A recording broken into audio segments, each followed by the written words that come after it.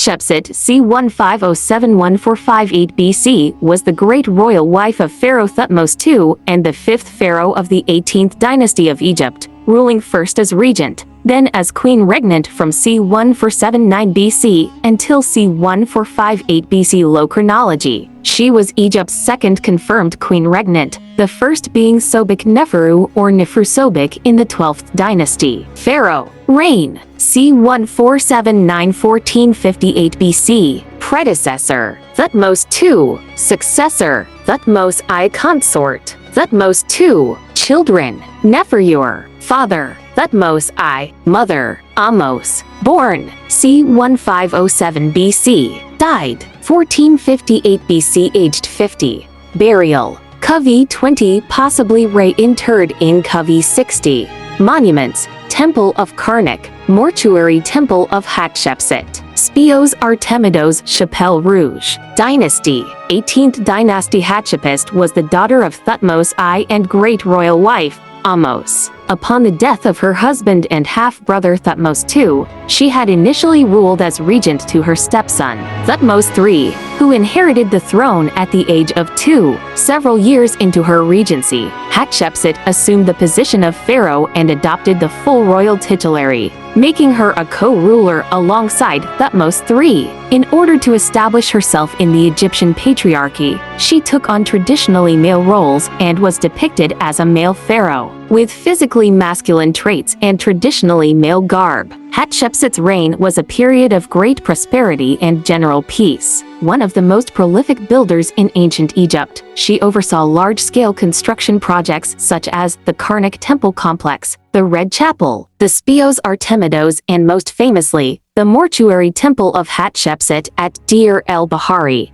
Hatshepsut died probably in year 22 of Thutmose III, towards the end of the reign of Thutmose III, and into the reign of his son Amenhotep II. An attempt was made to remove her from official accounts of Egyptian historiography. Her statues were destroyed, her monuments were defaced, and many of her achievements were ascribed to other pharaohs. Many modern historians attribute this to ritual and religious reasons, rather than personal hostility as previously thought. Hatshepsut was born in 1507 BC and is believed to have been the daughter of Thutmose I and his great royal wife, Ahmose. After her father's death, Hatshepsut was then married to Thutmose II, her half-brother, when she was 14 or 15 years old. They were around the same age when they married. In situ by a 1935-36 Metropolitan Museum of Art expedition on a hillside near Thebes was stamped with the seal of the god's wife Hatshepsut, while 2 jars bore the seal of the good goddess Matkare. The dating of the amphorae, sealed into the burial chamber by the debris from Senenmut's own tomb,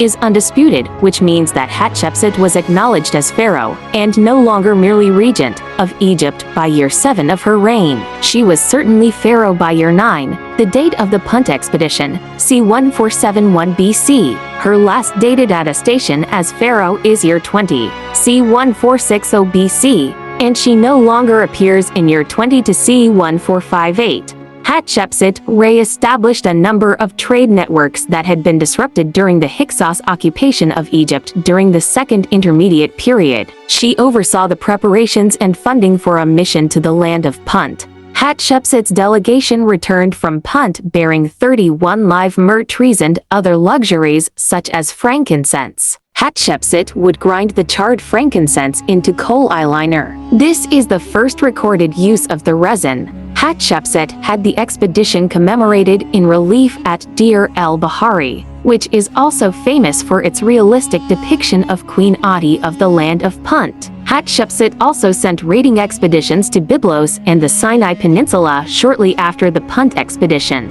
Very little is known about these expeditions. Although many Egyptologists have claimed that her foreign policy was mainly peaceful, it is possible that she led military campaigns against Nubia and Canaan. Hatshepsut was one of the most prolific builders in ancient Egypt, commissioning hundreds of construction projects throughout both Upper Egypt and Lower Egypt. Many of these building projects were temples to build her religious base and legitimacy beyond her position as God's wife of Amun. At these temples, she performed religious rituals that had hitherto been reserved for kings, corroborating the evidence that Hatshepsut assumed traditionally male roles as pharaoh. She employed the great architect Anini, who also had worked for her father, her husband, and for the royal steward Senenmut. The extant artifacts of the statuary provide archaeological evidence of Hatshepsut's portrayals of herself as a male pharaoh, with physically masculine traits and traditionally male ancient Egyptian garb,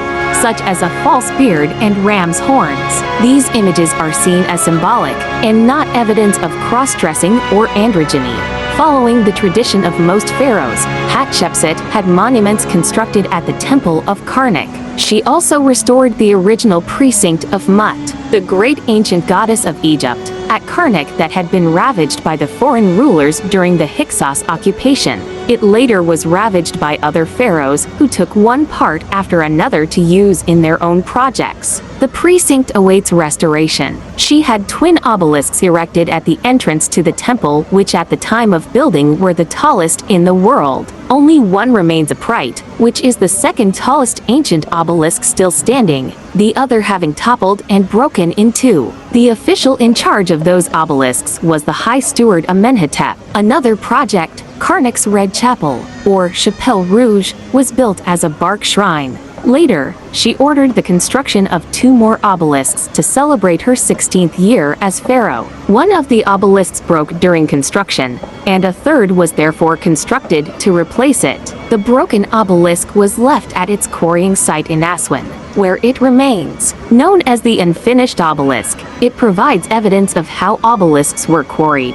Hatshepsut built the Temple of Pakhet at Beni Hazen in the Minya Governorate south of Ominya. The name Pakhet was a synthesis that occurred by combining Bast and Sekhmet, who were similar lioness or goddesses, in an area that bordered the north and south division of their cults. The cavernous underground temple, cut into the rock cliffs on the eastern side of the Nile, was admired and called the Speos Artemidos by the Greeks during their occupation of Egypt. Known as the Ptolemaic dynasty, they saw the goddess as akin to their hunter goddess Artemis. The temple is thought to have been built alongside much more ancient ones that have not survived. This temple has an architrave with a long dedicatory text bearing Hatshepsut's famous denunciation of the Hyksos that James P. Allen has translated. This temple was altered later, and some of its insides were altered by Seti I of the 19th dynasty in an attempt to have his name replace that of Hatshepsut. Following the tradition of many pharaohs, the masterpiece of Hatshepsut's building projects was a mortuary temple. She built hers in a complex at Deir el-Bahari.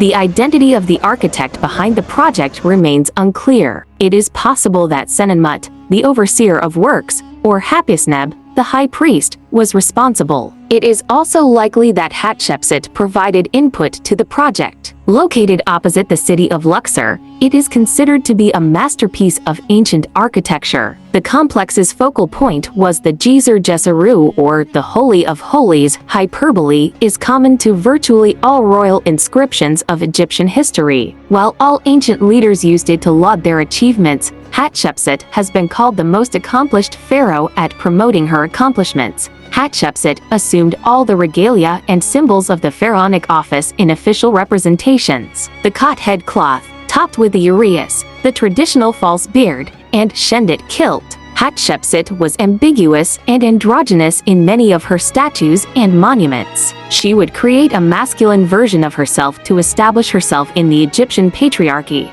Osirian statues of Hatshepsut, as with other pharaohs, depict the dead pharaoh as Osiris, with the body and regalia of that deity. To further lay her claim to the throne, priests told a story of divine birth. In this myth, Amun goes to Ahmose in the form of Thutmose I. Hatshepsut is conceived by Ahmose. Khnum, the god who forms the bodies of human children, is then instructed to create a body and ka, or corporal presence or life force, for Hatshepsut. Heket, the goddess of life and fertility, and Khnum then lead Ahmose along to a place where she gives birth to Hatshepsut. Reliefs depicting each step in these events are at Karnak and in her mortuary temple. The oracle of Amun proclaimed that it was the will of Amun that Hatshepsut be pharaoh, further strengthening her position. She reiterated Amun's support by having these proclamations by the god Amun carved on her monuments. Welcome, my sweet daughter, my favorite, the king of Upper and Lower Egypt, Motker, Hatshepsut. Thou art the pharaoh, taking possession of the two lands. Once she became pharaoh herself, Hatshepsut supported her assertion that she was her father's designated successor with inscriptions on the walls of her mortuary temple. Here the first part of information about Queen Hatshepsut has ended. We will meet you in the second part. Goodbye.